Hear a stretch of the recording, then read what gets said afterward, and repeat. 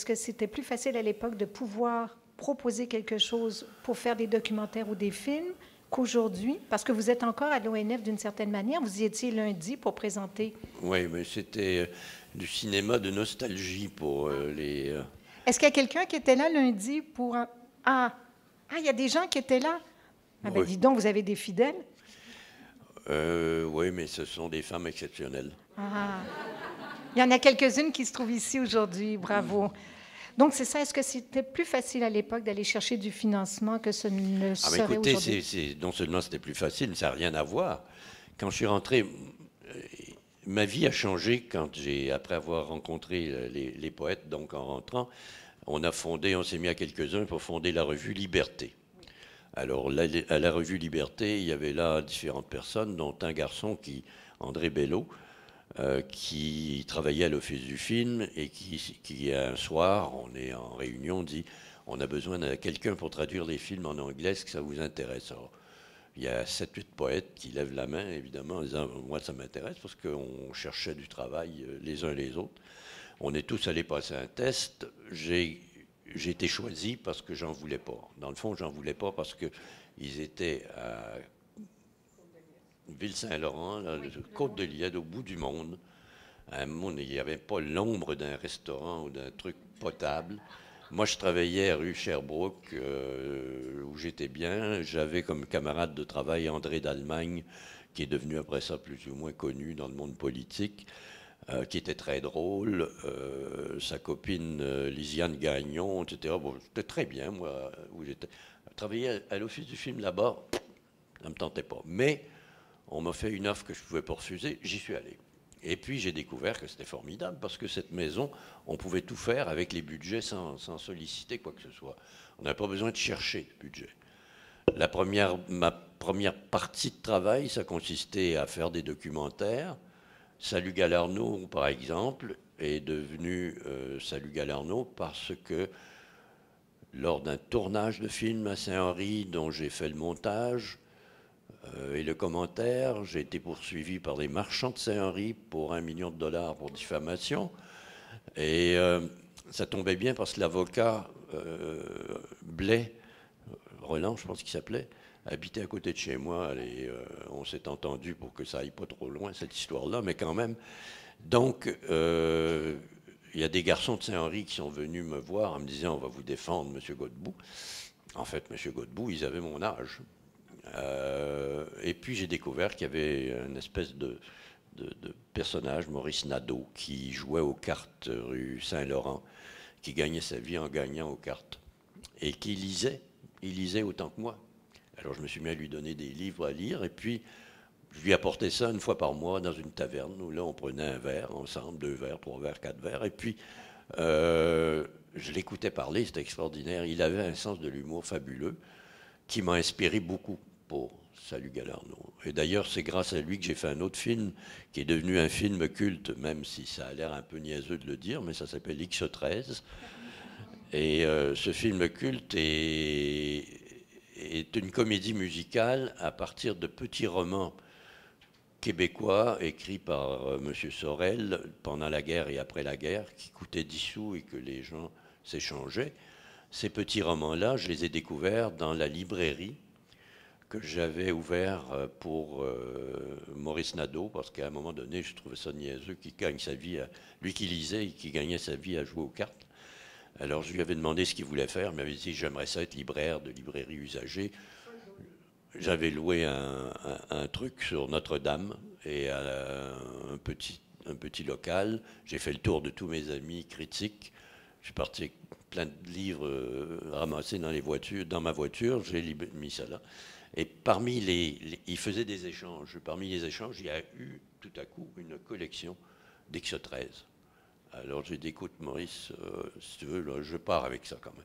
Et j'ai trouvé ça tellement extraordinairement typique de la création mythique canadienne-française de l'époque que j'en ai fait ce film qui après ça est devenu plus ou moins célèbre.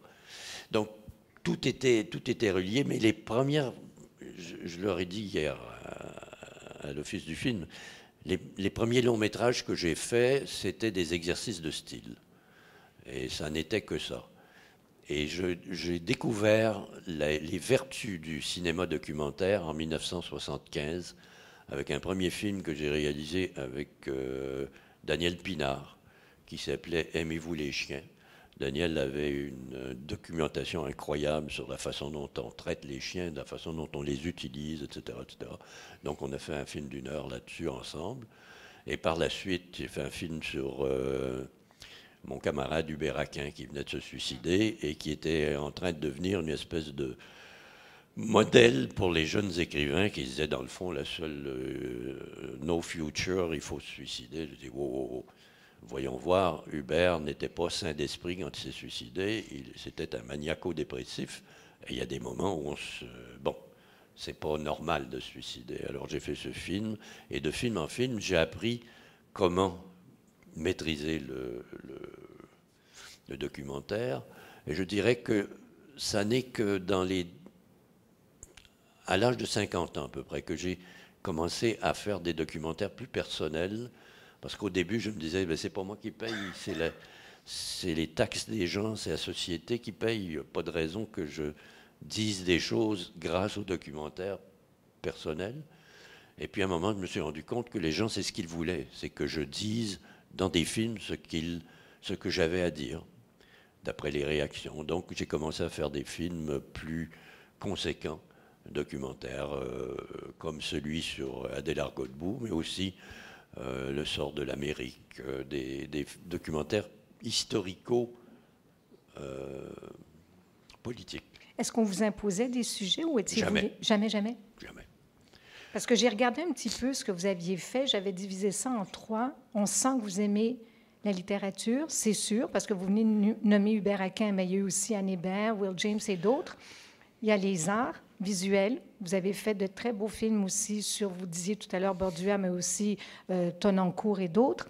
Il y a le politique, avec combien de films, et ce fameux X13 avec les cyniques, précisons-le quand même, qui reste quand même assez mémorable. D'ailleurs, je voudrais dire aux gens que vous pouvez, sur le site de l'ONF, en allant taper, c'est bien que lundi, quelques personnes se soient rendues, mais vous pouvez revoir tous ces documentaires-là gratuitement de chez vous et analyser la chose et vous faire plaisir. Oui. Anne Hébert, c'est un accident extraordinaire pour moi. Anne avait, quand elle a... Le premier travail, en fait le seul travail, je pense qu'elle ait fait, c'était à l'Office national du film à Ottawa.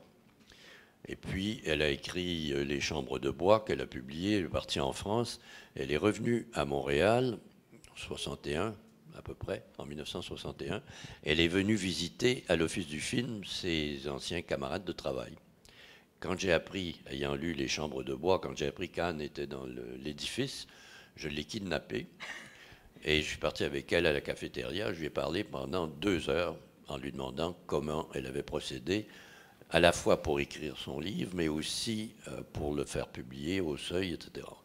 Et donc, on est resté de ce jour très proches, parce que, bon, l'année d'après, je publiais mon premier roman au Seuil aussi. Nous avions le même éditeur, Jean Quérol. Et puis, je l'ai vu, j'ai rencontré Anne chaque fois que j'allais à Paris. Quand je me suis installé à Paris dans les dernières années, elle habitait à 3 rues de chez moi. Alors, on se voyait très souvent. Anne avait 18, 19 ans de plus que moi, mais en même temps, elle était restée très jeune, non seulement physiquement, mais intellectuellement très active. Donc, c'était une amie et une influence. Et je pense que je n'aurais pas écrit l'Aquarium si elle n'avait pas écrit Les Chambres de bois. Les Chambres de bois, chaque fois que j'écris un livre, un roman en tout cas, il y avait deux bouquins qui m'avaient influencé, qui m'avaient donné le goût. Je cherchais toujours le goût d'écrire un livre. Je n'allais pas me dire, bon, aujourd'hui, je fais un roman. Non. Il fallait qu'un roman s'impose à moi par le goût que d'autres romans m'avaient donné. Il y en avait toujours un ou deux qui m'avaient donné. Alors, ce premier roman, L'Aquarium, est né des Chambres de bois et d'un autre livre français. Et ça a été comme ça tout le temps. Je suis contente que vous parliez justement du documentaire d'Anne Hébert. J'ai vu plusieurs de ceux que vous aviez faits, mais je pense que celui d'Anne Hébert reste pour moi un des plus beaux, des plus poétiques, des plus touchants qui a été fait. Je pense qu'on comprend aussi beaucoup mieux la femme et l'œuvre derrière ce que vous avez fait. Et n'oubliez pas que cette année, on soulignait quand même son 100e anniversaire de naissance, ce qui n'est pas rien, je pense, et je vous invite fortement à revisiter son œuvre si ce n'est déjà fait. Non. Moi aussi, je vous remercie grandement d'être venu aujourd'hui. Je remercie à nouveau la bibliothèque. Christiane voudrait vous dire un mot. On se donne rendez-vous, nous, en avril prochain pour la 9e remise du prix et un grand merci à Jacques.